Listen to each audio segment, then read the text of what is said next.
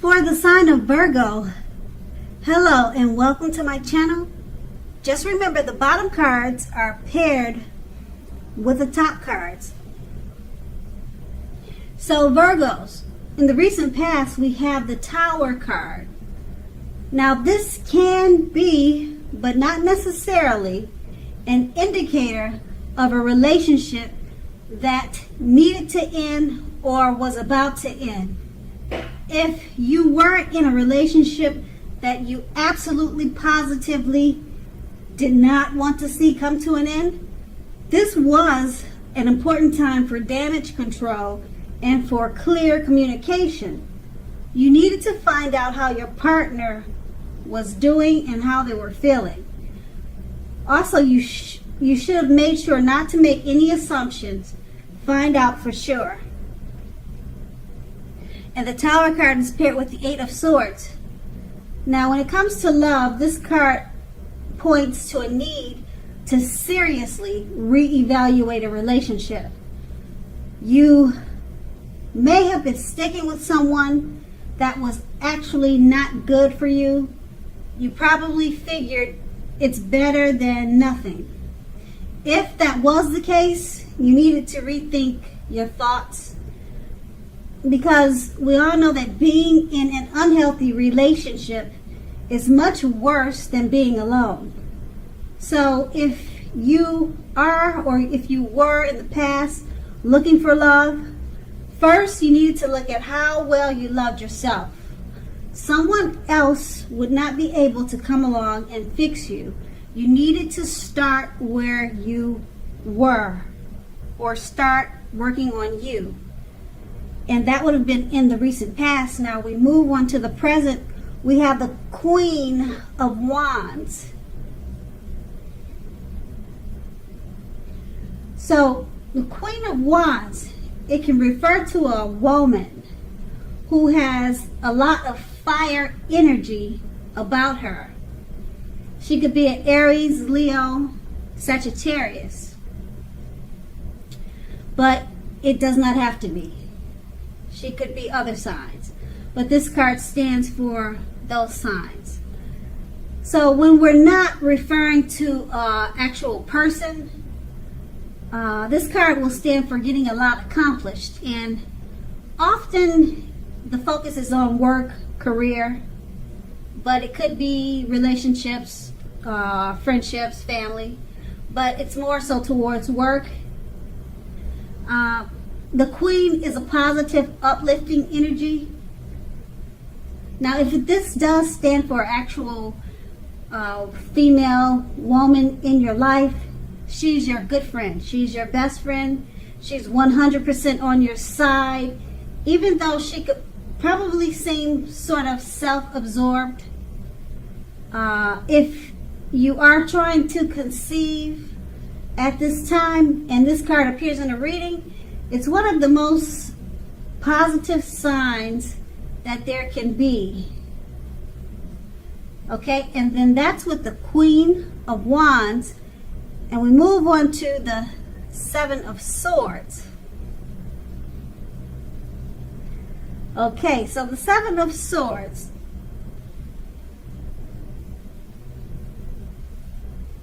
I think that card is upside down. But I hope you can make it out. But I'll explain it to you. So sorry about that. Now the Seven of Swords, it can point to someone who is behaving with less than ethical intentions. Someone's not doing the right thing by you or in regards to you, or you could be doing that to them. Now, it sometimes could mean that they're prying into your life, or prying into someone's life where they don't belong. This could be you or someone else. Now, if you sense that someone is spying on you, then you're probably right. Also, if you are tempted to dig through someone else's life, go through someone's garbage, unless it's that of your children, your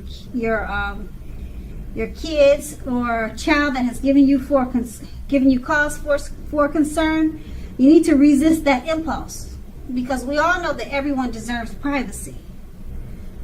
Okay, and then that is the present. And with these two cards paired together, the Queen of Wands, it's about a female, a woman in your life, or she's about to come into your life. She's very fiery. She makes a very, very good friend. It stands for a woman in your life. It could be your mother, it could be your sister, your best friend, or it could be someone coming into your life. And she's there for you 100%. And it's paired with the Seven of Swords. Now, because the Seven of Swords is about behaving with less than ethical intentions, or prying into someone's life,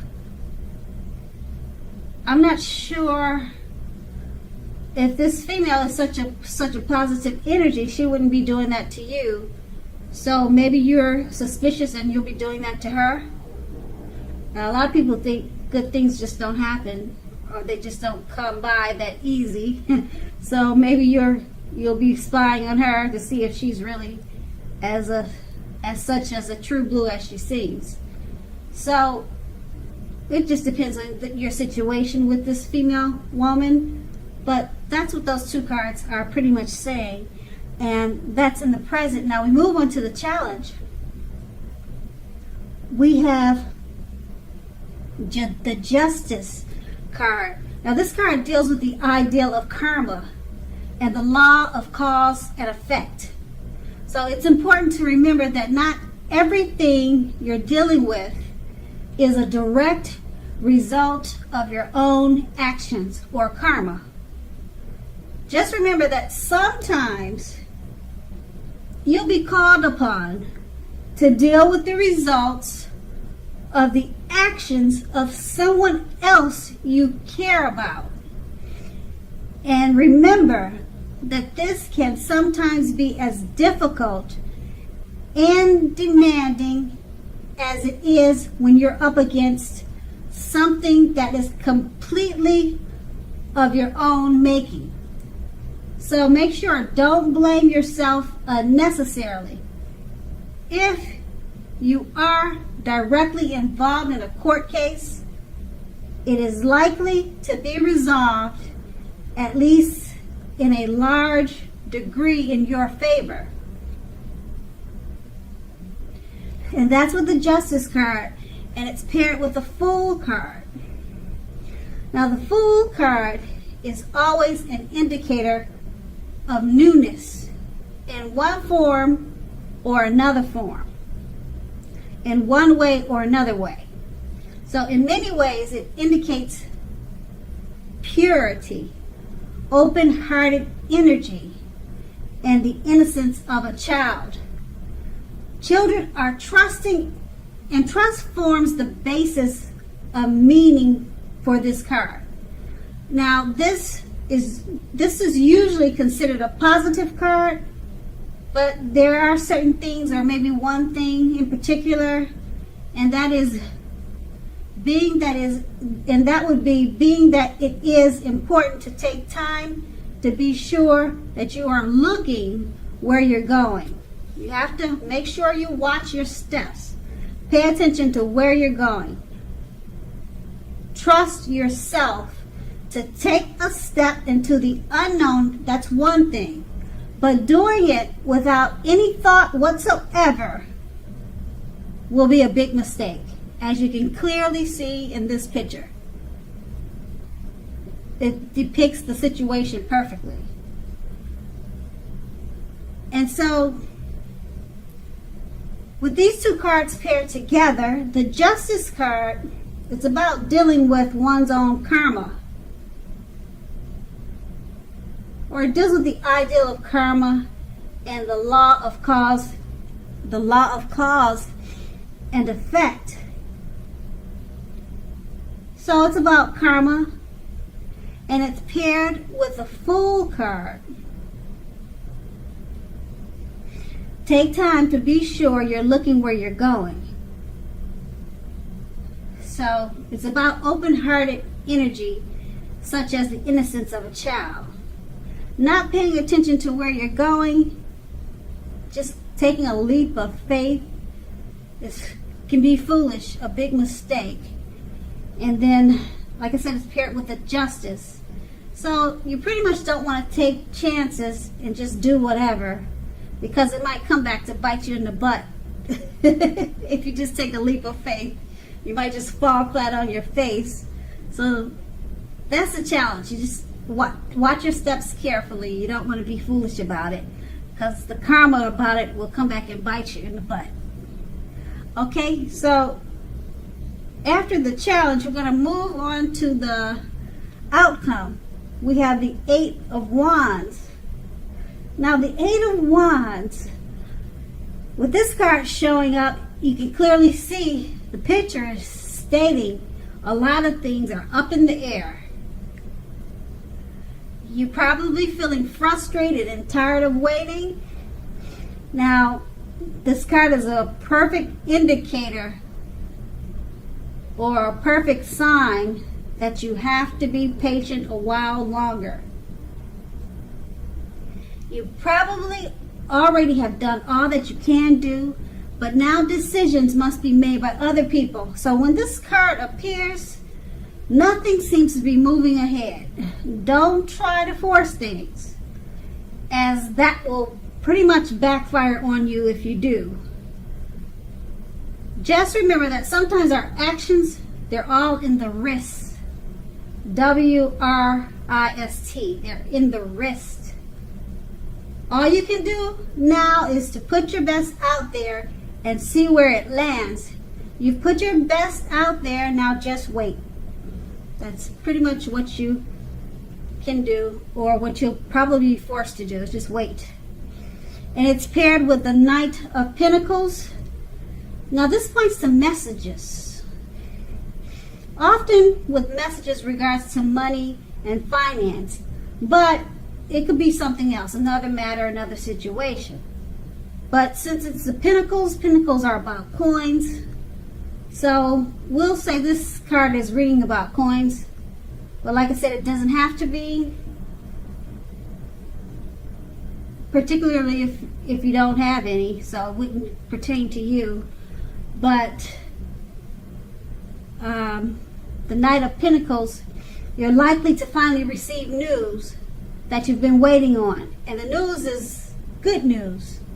Now, it's a very practical card. The Knight tells us to pay attention to the mundane and normal parts of our lives. A wise man once said, take care of the little things, and the big things, they'll all fall into place. So with this card, it asks you to look at how you're handling your affairs, and is a groundling influence. It's a very profound, it's a big influence. Okay, so these two cards paired together, the 8 of Wands, about things being up in the air. You're just waiting on situations, matters, things to either happen or to finish or to start. You're tired of waiting, you're frustrated, but it's paired with a Knight of Pentacles. Those messages or whatever you're waiting for, it's coming in, and it's more than likely to be good news. So whatever you're waiting for, it's coming, it's right around the corner, and you'll love what you hear. So patience is a virtue, and it looks like it's paying off for you, particularly if you're dealing with finances and money. Good news is coming towards you with this Knight of Pentacles. So with the 8 of Wands, the wait was worth it, and that's the outcome.